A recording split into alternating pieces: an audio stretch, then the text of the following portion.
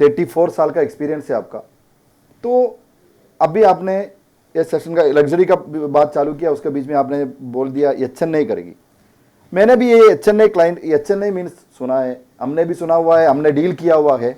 Okay, तो कम से कम ये एच क्या है एच का बारे में थोड़ा समझा दो, हमारा बहुत सारा नया फ्रेंड्स ज्वाइन हुआ है। बहुत सिंपल लैंग्वेज में बताऊंगा। The defined definition for a HNI are people who have liquid investable assets of over 1 million, मतलब इन डॉलर्स के अंदर, excluding their place of residence, मतलब अपने घर को छोड़ के उनके पास $1 मिलियन से ऊपर एसेट हो, लिक्विड इन्वेस्टेबल एसेट होना चाहिए, कहीं इन्वेस्टेड होना चाहिए एसेट्स।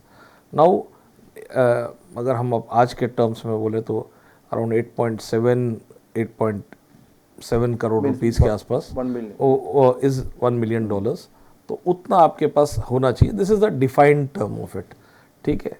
और अल्ट्रा एचएनआईज ऑलमोस्ट 30 मिलियन पे आ जाते हैं, okay. मतलब 250 करोड़ प्लस 260-270 करोड़ के आसपास के, okay. जिसके पास एसेट है उनको अल्ट्रा एचएनआई माना जाता है। This is the financial defined term, but again ये टर्म वेरी बहुत करती है। Now HNI in a 3-tier city will differ from a HNI, high net worth individual in Bombay. So, and it is not about inherited property or wealth, it is about the investable amount that you have, investable asset you have. So, that is the financial definition for that. So, I would request that you understand, take it to a pinch of salt, and ये भी समझ के लें कि ये term relative है। मुंबई जैसे शहर में अगर आप जुहू में एक घर खरीदना चाहते हो, उसकी प्राइसिंग वेरी डिफरेंट है। आप रायपुर में खरीदना चाहते हो, डिफरेंट है। दिल्ली में खरीदना चाहते हो, डिफरेंट है। गुड़गांव में जा कर के आपने अगर क्या नाम है कैमिलियाज या मैग्नोलियाज या अब नया जो आ गया उसमें लेने की कोशिश करी तो the pricing is very different.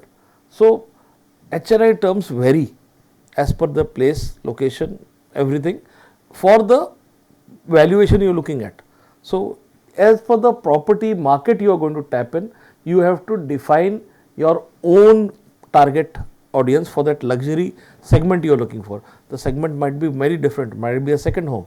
Correct. So, एक second home वाला बंदा सेम तो नहीं होगा लगाएगा जो सपोजिंग इसके पास 100 करोड़ अपना प्राइमरी घर खरीदने के लिए, but would he invest the same amount in a second home? No. Unless he's got billions and billions with him, hardly may be 20% लगा देगा, उसका 20 करोड़ लगाने को तैयार होगा। So that person at that time after having his own asset should be able to invest that money easily without even blinking. So you have to first ascertain that. So that is that, answering that prices, your homework has to be done, and then you define what is a HNI, and only then you would be able to identify the right person for the right high net worth individual for your property that you are offering him. Okay. I would give you a figure also. By 2030, the HNIs in India are set to be equal to the population of Germany, the current population of Germany. So the HNIs in India should be equal to that. That's a mind-boggling number. Wow. Almost अगर मैं बोलूँ 8.5 करोड़ के आसपास. Wow. So that is the figure that the projection is of HNIs in India. So it's huge. So there are going to be enough people, and there are going to be enough customers for everybody, and it is one of the best markets to work in. The best markets to work in. So luxury housing का एक और आपको बात बोलता हूँ कि affordable has been suffering for quite long time. Luxury हमेशा slow रहती है.